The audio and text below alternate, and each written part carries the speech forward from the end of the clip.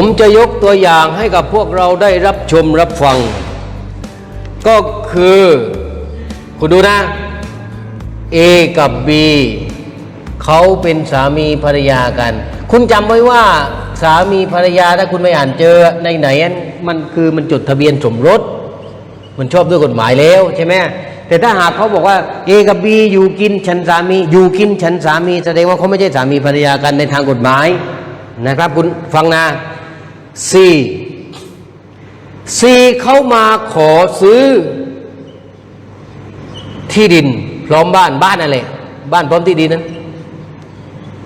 บ้านของ A B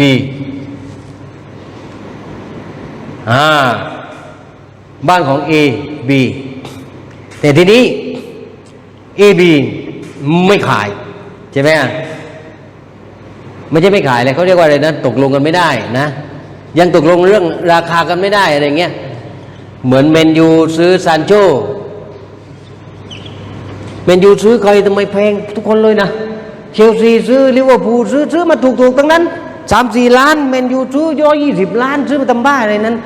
ผมไม่ใช่ว่านะคุณเคยดูบอลไหมนะเหมือนซานโชคุณเคยเห็นก็พลิกเกมจากแพ้อยู่ชนะไหมคุณเคยเห็นซานโชลากหลุดเดี่ยวไปแล้วก็ยิง2-3 ครั้งไม่มีไม่ได้สักเท้าซ้ายเมสซี่ข้างเดียวทีใช่ไหมมันก็ยังไม่ถึงขนาด120 ล้านหรอกแค่60 ล้านก็โอเคแล้วระดับนั้นพิสูจน์อะไรไม่ได้เลยไม่เคยได้แชมป์ทีมชาติก็ไม่ได้ทีมลีกก็ไม่ได้แล้วตอนนี้เราอยู่ในกระบวนการยกตัวอย่างนะครับที่เห็นนี่ไม่ใช่ไส้อาจารย์นะครับมันเป็นสายนะตัวอย่างก็คือ A กับ B เขาเป็นสามีภรรยากันที่จดทะเบียนสมรสถูกต้องตามกฎหมายนะครับวันหนึ่ง C เขาต้องการที่จะไปทำสัญญาซื้อบ้านพร้อมที่ดินของ A กับ B บ้านหลังนี้สวยเหลือเกินนะถูกโง่เองถูกดวงชะตากับ C เหลือเกินแต่ว่าตกลงราคากันไม่ได้เนื่องจากว่าราคามันแพงเหมือนซานโชนะครับเขาก็อยากจะต่อรองกันอยู่แต่คุณรู้ไหมมันเกิดอะไรขึ้นซีมันฉลาดมันเห็นไอเอเก็บโฉนดไว้ในลิ้นชักใช่ไหมซีก็หยิบโฉนด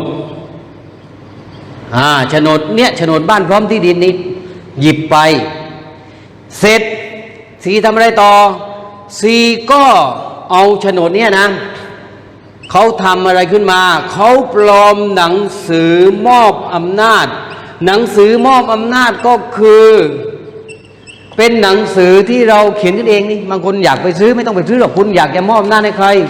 ดิฉันอยากมอบอำนาจ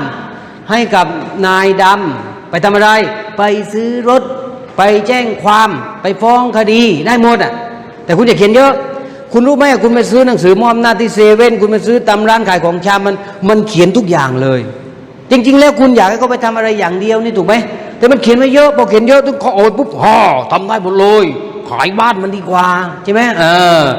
มันมีหมดเพราะฉะนั้นคุณเขียนเอาเองนี่คุณจำไว้เลยคุณก็เขียนหนังสือเล่มนี้ A4 พิมพ์หนังสือมอบอำนาจให้ใครนายดำเลขบัตรประชาชนเลขทะเบียนบ้านมันอะไรมอบอำนาจให้มันทำอะไรแค่นั้นแหละจบลงชื่อผู้มอบผู้รับมอบไงเดียวนี่นะครับบางคนไปจบนิติศาสตร์แล้วไปสอบตัวทนายพอเขาบอกว่าจงเขียนหนังสือมอบอำนาจมันเขียนไม่ถูกผมก็ยังนึกไม่ออกทำไมมันเขียนไม่ถูกนะครับนะได้2 อย่างนะลักโฉนดมีความผิดฐานอะไร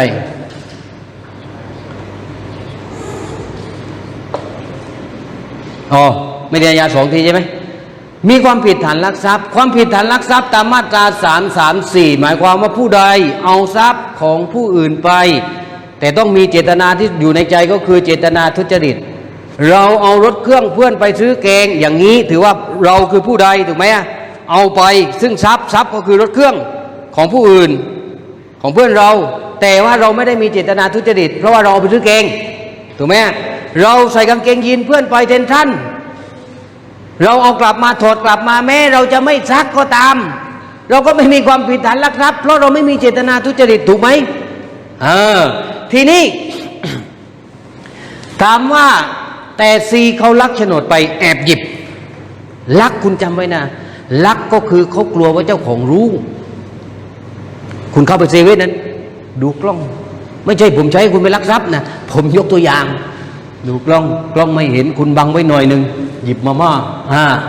ที่คุณต้องแอบแบบนี้เพราะคุณกลัวว่าเขาจะรู้คุณมีความผิดฐานลักทรัพย์แต่ถ้าหากว่าคุณเอาของไปวางปุ๊บหน้าพนักงานเซเว่นมาม่านมขนมต่างๆเสร็จพนักงานเซเว่นกำลังคีย์ข้อมูลอยู่ปั๊บคุณไปหยิบเลยเอากลับคุณวิ่งขึ้นรถเลยอย่างนี้เขาเรียกว่าคุณลักทรัพย์คุณไม่กลัวเขาเรียกว่าฉกฉวยเอาซึ่งหน้าถูกไหมคุณจะมีความผิดฐานวิ่งราวทรัพย์แต่ในความหมายของวิ่งราวทรัพย์ไม่ใช่คุณจำเป็นต้องวิ่งนะคุณจะหยิบเสร็จแล้วคุณเดินออกมาก็ได้ก็ถือว่าเป็นความผิดฐานวิ่งราวทรัพย์มันอยู่ที่ฉกฉวยเอาซึ่งหน้าแต่เมื่อไหร่ก็ตามคุณไม่กลัวคุณหยิบมาม่าเสร็จพนักงานเซเว่นบอกว่าเฮ้ยพี่หยิบไปไหนน้องอย่าพูดมากเดี๋ยวตายถ้าคุณพูดแบบนี้แสดงว่าคนข่มขู่ว่าจะใช้กำลังประทุษร้ายคุณจะมีความผิดฐานชิงทรัพย์ซึ่งโทษมันจะหนักขึ้นเรื่อยๆถ้าคุณมีเพื่อนซ้อนท้ายมอเตอร์ไซค์รออยู่2 คนร่วมกันคิดที่จะลักมาม่าคุณจะมีความผิดฐานปล้นทรัพย์นักศึกษามหาลัยดังในมหาดใหญ่ปล้นมาม่าจากเซเว่น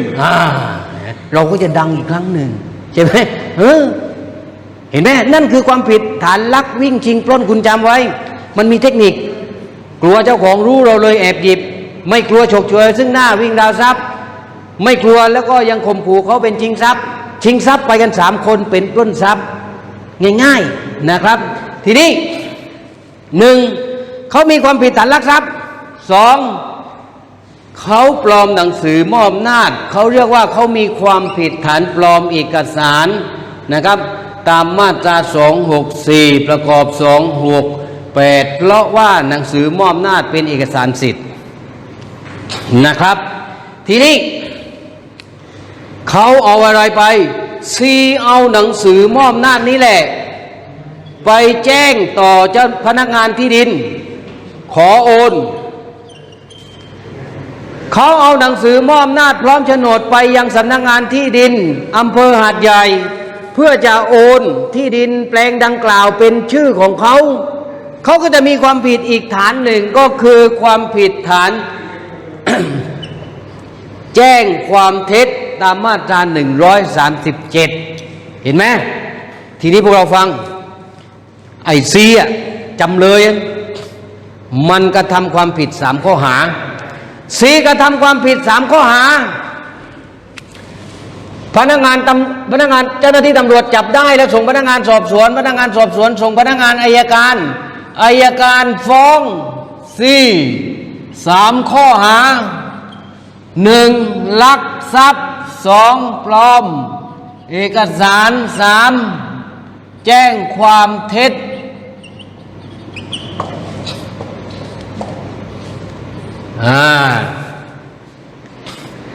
ประเด็นคำถามก็คือถามว่า A กับ B จะขอเข้าร่วมเป็นโจทย์กับพนักงานอัยการได้หรือไม่นี่คือประเด็นเวลาเขาถามเป็นข้อสอบ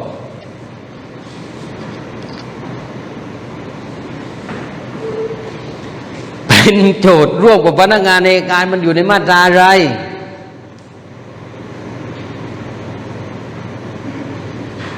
ผมรู้ว่าพวกคุณรู้แต่พวกคุณไม่อยากจะข้ามหน้าข้ามตาเพื่อนผมรู้ใช่ไหมถ้าเราตอบเลยเพื่อนจะมองหน้าเราเฮ้ยมึงเฮ้ยใช่ไหมแต่จริงๆแล้วพวกคุณรู้ผมรู้เนี่ยพวกคุณรู้แต่ว่านะเราต้องมีส่วนร่วมเราต้องไม่ข้ามหน้าข้ามตาของคนอื่นผมรู้นะครับนี่พี่สาวครับขอเข้าร่วมเป็นโจทย์พนักงานอัยการอยู่ในมาตราอะไรครับคุณมีเวลา3 วินาทีที่จะตอบหมดเวลานะครับไม่มีโอกาสได้เงินล้านนะครับผมรู้ว่าคุณรู้แต่ว่าคุณตอบไม่ทันใช่ไหมผมรู้ผมดูหน้าผมก็รู้แล้วรอยยิ้มผมรู้แล้วเอาครับคิ้วอีกข้างหนึ่งยังไม่วาดแต่ด้วยความรีบคุณเข้าใจไหมด้วยความรีบมันทำไงวาดในลิฟต์เลยคิ้วไม่เท่าเลยทีนี้ผู้หญิงมันสำคัญนะเรื่องคิ้วใช่ไหมแต่ผู้ชายมันมีน้อยมันไม่ค่อยมีใครวาดคิ้วผู้ชายนะมีสออยู่คนหนึ่งนี้ ไม่รู้สบายดีหรือไม่สบายดี ที่เขาบอกว่าขี่ม้าหาเสียงนั้นมันไม่ใช่แต่วาดคิ้วนะมันวาดนี้กันนี่วาดจรวาดนี้ลงมอนวาดหนวดแต่ผมว่าไม่บายถ้าคนบ้านผมเขาเรียกว่าคนไม่สะดวกเท่าไหร่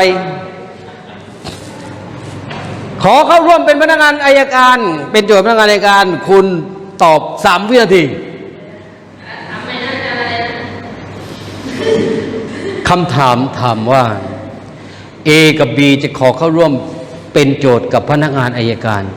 คุณจะใช้มาตราอะไร3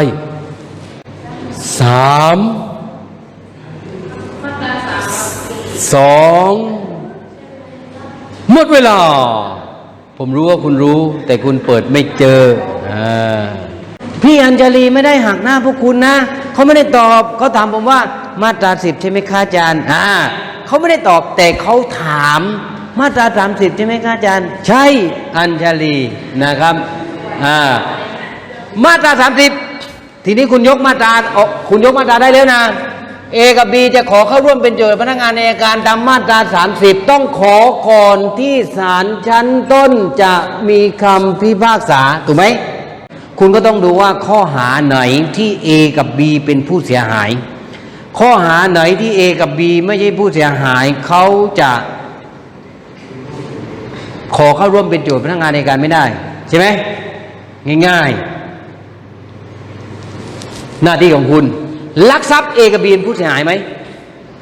ลักอะไรโฉนดเป็นของใคร A กับ B เป็นผู้เสียหายความผิดฐานนี้ผ่านใส่30ไปเลยขอเข้าร่วมเป็นโจทย์ได้ปลอมเอกสารปลอมหนังสือมอบอำนาจปลอมหนังสือมอบอำนาจใครปลอมหนังสือมอบอำนาจของ A กับ B กับ B เสียหายไหมเสียหายแหละ30ได้เลยแจ้งความเท็จมันแจ้งความเท็จว่าอะไรแจ้งความเท็จขอโอนที่ดินเขาแจ้งความต่อใครต่อเจ้าพนักงานที่ดินความผิดฐานนี้เป็นผู้เสียหายไม่ได้เพราะฉะนั้นเวลาคุณเขียนข้อสอบคุณต้องแบ่งเป็น3ข้อหาคุณบอกว่าในกรณีความผิดฐานลักทรัพย์ความผิดฐานลักทรัพย์เมื่อ C ได้ขโมยเอาโฉนดที่ดินของ A กับ B A กับ B จึงเป็นผู้เสียหายตามมาตรา2 วงเล็บ 4เพราะก็ได้รับความเสียหายจากการกระทำความผิดดังกล่าวถูกไหมดังนั้น A กับ B จึงเป็นผู้เสียหายที่สามารถขอเข้าร่วมเป็นโจทย์กับพนักงานอัยการได้นะครับความผิดฐานปลอมเอกสารที่ปลอมก็คือหนังสือมอบอำนาจและมอบของใครมอบอำนาจ A กับ B เป็นผู้มอบอำนาจที่เขาปลอมขึ้นมาA กับ B จึงเป็นผู้เสียหายได้เหมือนกันคุณก็บอกว่าในกรณีความผิดฐานปลอมเอกสารซึ่งเป็นการปลอมหนังสือมอบอำนาจลงลายมือชื่อของ A กับ B A กับ B ย่อมได้รับความเสียหายจากการกระทำความผิดดังกล่าว A กับ B จึงเป็นผู้เสียหายตามมาตรา2 วงเล็บ 4คุณจำไว้นะ A กับ B ไม่ใช่เป็นผู้มีอำนาจจัดการแทนนะคุณต้องย้ำเสมอว่า A กับ B คือผู้เสียหายที่แท้จริงตามมาตรา2 วงเล็บ 4เขาจึงมีอำนาจที่จะมาขอเข้าร่วมเป็นโจทย์พนักงานอัยการได้ในความผิดฐานปลอมเอกสารแต่ในความผิดฐานแจ้งความเท็จความผิดฐานแจ้งความเท็จเราจะเห็นว่า C นั้นไปแจ้งความกับเจ้าหน้าที่ที่ดินซึ่งมันไม่เกี่ยวกับอะไรเลยความผิดฐานแจ้งความเท็จก็คือเจ้าหน้าที่ที่รับแจ้งความเป็นผู้เสียหายเพราะถ้าเขาไปรับเรื่องเข้ามาเขาจะเป็นเจ้าหน้าที่ที่กระทำความผิดซะเองถูกไหมในความผิดฐานแจ้งความเท็จ A กับ B ไม่ใช่ผู้เสียหายตามมาตรา2 วงเล็บ 4เพราะความผิดฐานแจ้งความเท็จนั้นราษฎรจะเป็นผู้เสียหายไม่ได้ดังนั้น A กับ B จึงไม่อาจขอเข้าร่วมเป็นโจทย์กับพนักงานอัยการได้โคลมอันนี้คือคุณวินิจฉัยทีนี้คุณสรุปเขาสรุปว่าเขาถามคุณว่า A กับ B